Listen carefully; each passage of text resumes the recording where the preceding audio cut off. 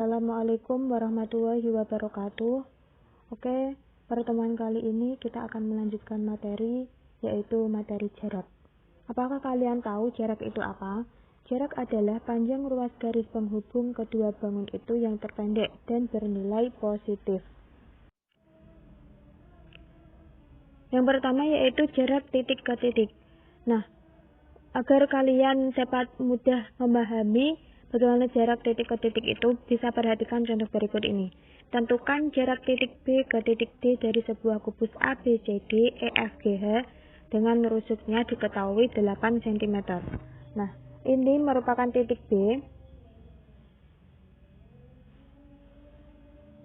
Ini merupakan titik B dan ini merupakan titik D-nya. Maka kita akan tarik garis seperti ini. Untuk mempermudah, kita akan menggambarkan alas kubus tersebut, yaitu pada bidang A, B, C, D. Kita tarik garis antara titik B dan titik D seperti ini. Nah, jika kalian perhatikan pada garis AB, ABD ini membentuk segitiga siku-siku. Maka dengan rusuknya 8, rusuk AB-nya 8 dan AD-nya 8. Yang belum diketahui adalah sisi miringnya. Untuk mencari sisi miringnya, maka berlaku teorema Pythagoras yang berbunyi bagaimana? Yang berbunyi sisi miring atau sisi terpanjang dalam segitiga siku-siku sama dengan jumlah kuadrat sisi-sisi lainnya. Nah, yang dimaksud sisi miring itu, ini kalau digambar ini segitiga siku-siku ini ya, berarti yang dimaksud sisi miringnya yaitu BD, garis BD. BD sama dengan akar dari AB kuadrat dijumlahkan dengan AD kuadrat. AB kuadratnya tadi 8 kuadrat dan AD-nya juga 8 kuadrat.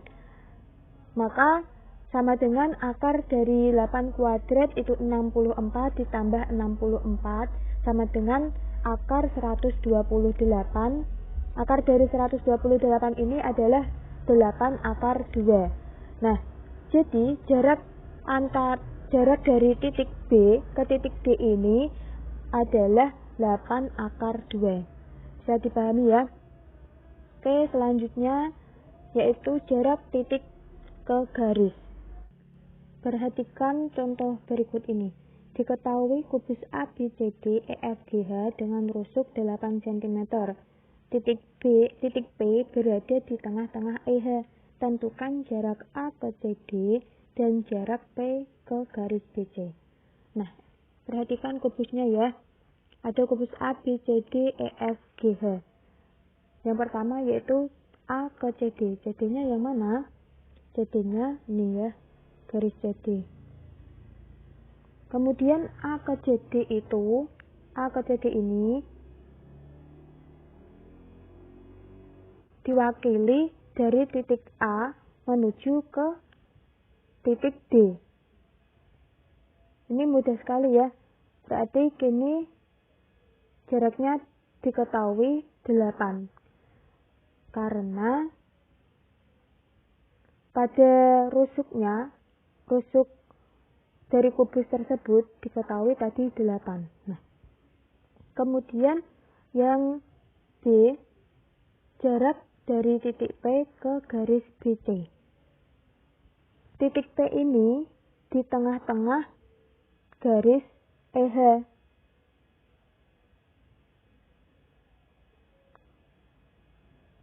Titik P ini di tengah-tengah garis EH. Kelihatan ya? EH-nya di mana? EH-nya ini. Lalu cara mencari titik P ke garis BC bagaimana, Bu? Nah, kita perhatikan itu dia tidak bisa membentuk sudut 90 derajat. Karena tidak selalu sudut 90 derajat, maka titik P itu ditarik garis ke tengah-tengah BC. Kemudian titik P juga ditarik ke garis tengah-tengah AD. Dan dari titik tengah garis AD ini kita tarik ke titik tengah garis BC. Nah, kalau diperhatikan ini, itu membentuk segitiga siku-siku. Perlu kalian ingat ya, sebenarnya siku-siku hanya untuk mempermudah, tetapi jarak itu tidak selalu bisa membentuk sudut 90 derajat. Kalau ini tidak bisa membentuk 90 derajat karena dia berseberangan sangat jauh ya. Yang pertama di garis EH dan yang kedua di garis BC. Nah, ini berseberangan sangat jauh ya. Jadi tidak bisa membentuk sudut 90 derajat. Selanjutnya yaitu P ke Q. Sudut P ini ke Q. Titik P ini ke Q ya, maaf. P ke Q ini itu sama dengan tinggi. Tingginya kalian anggap saja PQ itu tinggi. Maka kalau tinggi berapa? Diketahui tadi rusuknya 8. Maka PQ-nya berarti 8. Ya, gambar di bawah ini. Kemudian Q ke R. Q ke R itu sama dengan AB. Tadi rusuknya juga 8. Nah. Jadi yang belum diketahui adalah R ke P atau P ke R. Nah, ini juga berlaku menggunakan teorema Pythagoras. PR yang kita cari sisi miringnya sama dengan akar dari QR kuadrat ditambah QP kuadrat. QR-nya tadi 8 dan QP-nya tadi 8, kita kuadratkan sama dengan akar 64 ditambah 64 sama dengan akar 128. Akar dari 128 berapa? 8 akar 2. Nah, jadi ketemu nih jarak dari titik B ke titik D itu 8 akar 2. Jarak antara titik ke bidang. Perhatikan contoh ini ya. Panjang rusuk kubus ABCD EFGH adalah 12 cm. Tentukan panjang atau jarak.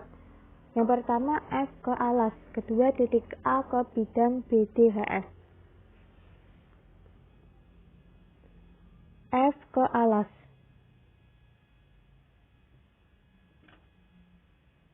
F ke alas. Alasnya mana? Alasnya ini. Ada yang di bawah A, B, C, D.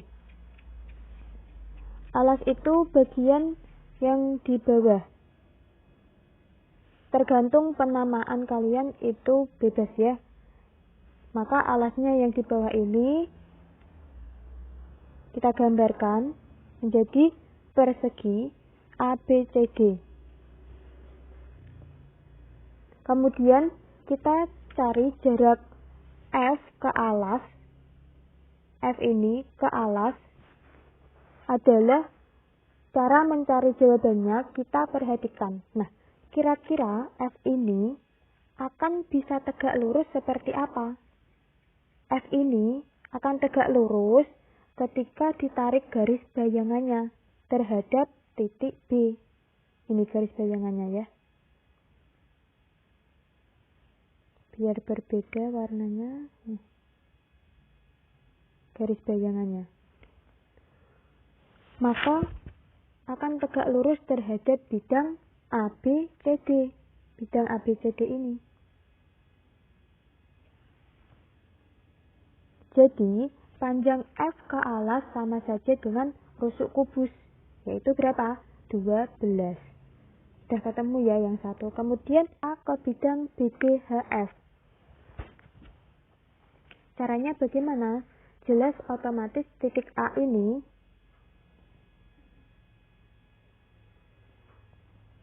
kita proyeksikan ke bidang BDHF.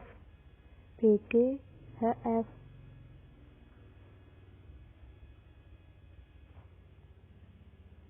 Kira-kira biar bisa tegak lurus dengan A, itu kemana? Ya jelas ke bidang yang terdekat, yaitu BD. Caranya itu adalah membuat segitiga ABD. Segitiga ABD, di mana A itu akan tegak lurus dengan, misalkan ini dinamakan A1, akan tegak lurus dengan A1. Nah, kita gambar terlebih dahulu segitiganya ABD. Ini ya, ada gambar 1.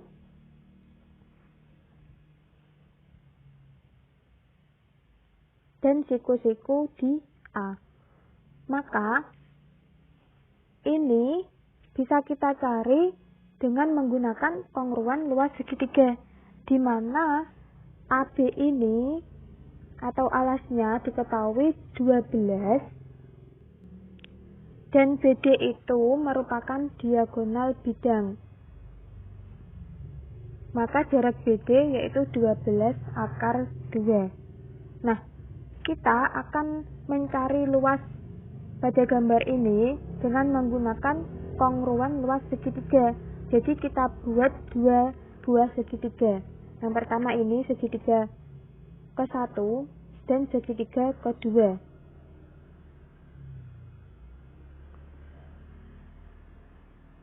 Pada segitiga pertama alasnya 12 dan pada segitiga yang kedua alasnya itu 12 akar 2.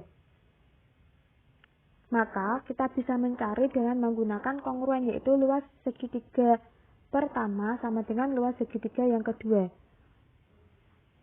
Sama dengan luas segitiga setengah alas kali tinggi.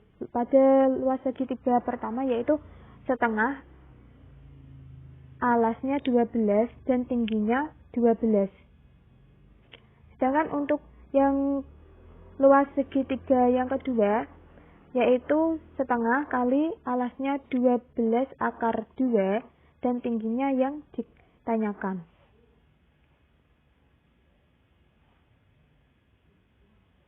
Nah, ini dikalikan setengah kali 12 sama dengan ini bisa dicoret.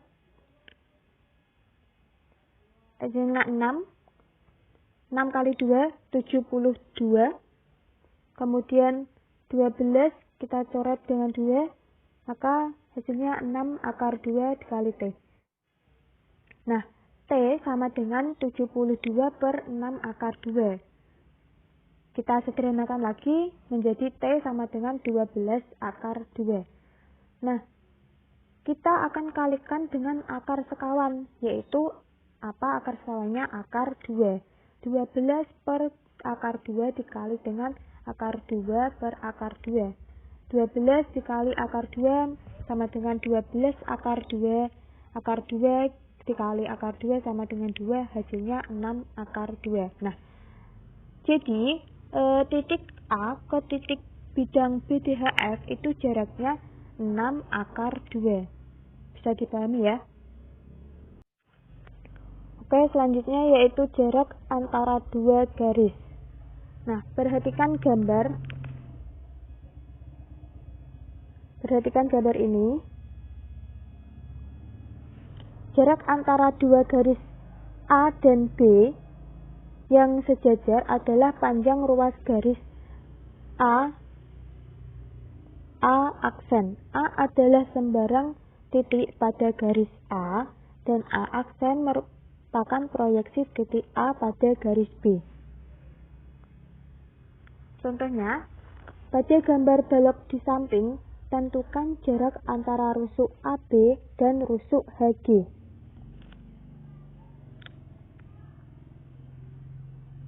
Alternatif penyelesaiannya yaitu jarak antara rusuk AB dan rusuk HG diwakili panjang garis BG. Perhatikan segitiga BCG. Ini ya.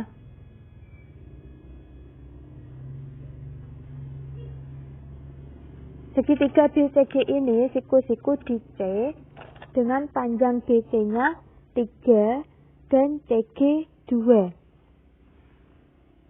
Untuk mencari sisi miringnya ini, kita bisa menggunakan teorema Pythagoras. Berarti BG sama dengan akar dari BC kuadrat ditambah CG kuadrat.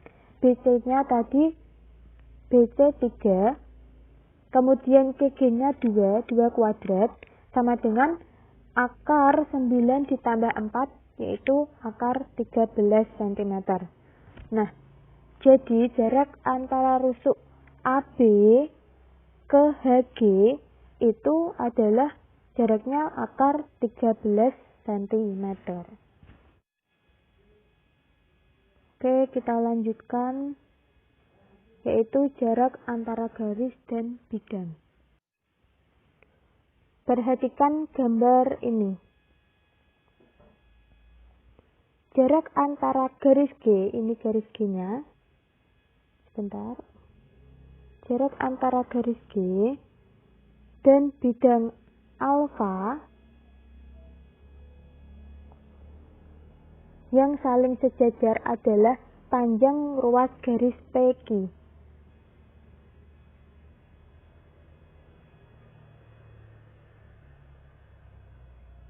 Dengan Q proyeksi P ke bidang alfa, maka PQ akan tegak lurus pada garis G dan PQ juga akan tegak lurus dengan bidang alfa. Nah, perhatikan contohnya. Pada gambar balok di samping, tentukan jarak antara rusuk EH dan bidang BCGF. Yang kedua, jarak antara rusuk FG dan bidang BCHE. Penyelesaian yang pertama yaitu jarak antara rusuk EH dan bidang BCGF. Jarak antara rusuk EH dan bidang BCGF. Ini yang ditanyakan. Rusuk EH ini dan bidang BCGF diwakili panjang EF.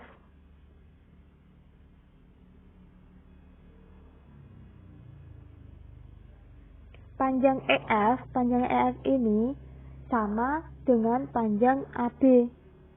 Berarti berapa? 16 cm. Jadi jarak antara rusuk EH dan bidang BCGF itu adalah 16 cm. Kemudian yang B, ditanyakan jarak antara rusuk FG dan bidang BCHE. Jarak antara rusuk FG dan bidang BCHE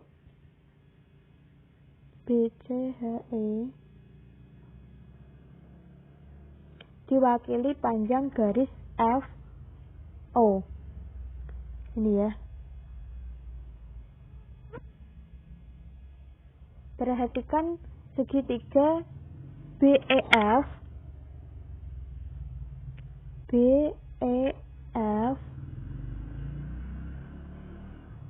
biar warnanya beda. Sebentar. Perhatikan segitiga BEF. Nah, kita proyeksikan ini, kita permudah, kita gambarkan di samping seperti ini ya. Segitiga BFE itu siku-siku di F dengan panjang BF-nya itu 12 dan FE-nya 16 cm. Nah, kita akan mencari sisi miringnya dengan menggunakan teorema Pythagoras. Berarti BE sama dengan akar dari BF kuadrat dijumlahkan dengan EF kuadrat. BF-nya tadi 12 dikuadratkan dan EF-nya 16 dikuadratkan. Sama dengan akar 144 ditambah 256. Maka hasilnya akar akar 400. Nah, akar dari 400 itu berapa? Yaitu 20 cm. Pada segitiga BEF ini berlaku BF dikali dengan EF sama dengan BE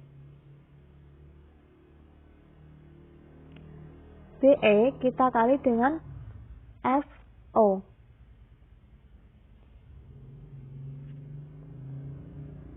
BF-nya tadi 12, kita kali EF-nya 16, sama dengan BE-nya 20, dan FO-nya itu tadi yang kita tanyakan. Nah, 12 dikali 16, itu hasilnya 192, sama dengan 20, masih tetap ya, 20 dikali dengan FO.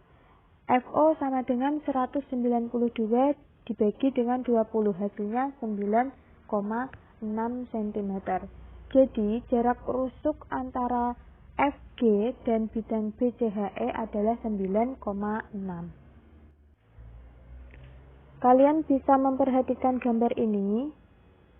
Gambar ini adalah jarak antara bidang alfa dan bidang beta yang sejajar adalah sembarang titik A, ini titik A-nya, pada bidang alfa, dan A aksen adalah proyeksi dari A pada bidang beta.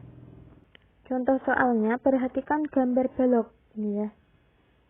Titik K, mana titik K, dan L, titik K dan L ini masing-masing di tengah rusuk AB. Dan rusuk DC.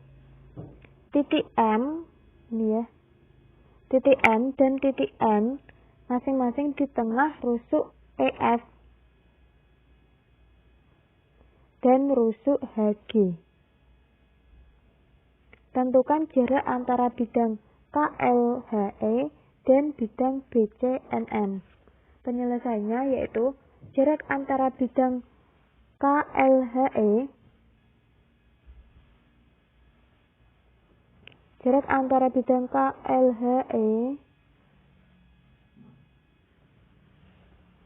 dan bidang BCNM, warnanya biar berbeda, BCNM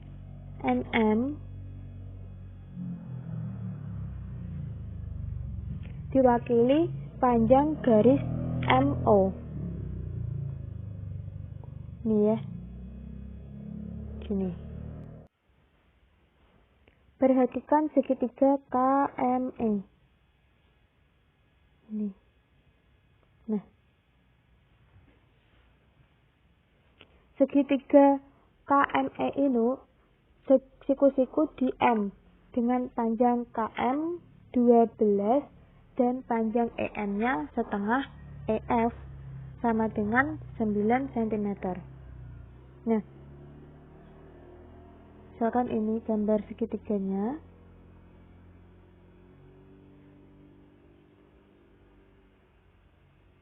Siku-siku di M dan ini K, ini E. KM-nya diketahui 12 dan EM-nya 9.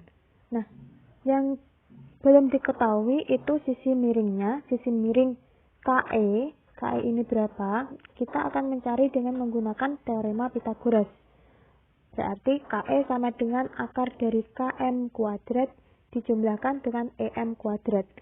Sama dengan akar dari KM-nya tadi 12 kita kuadratkan dan EM-nya itu 9 kuadrat.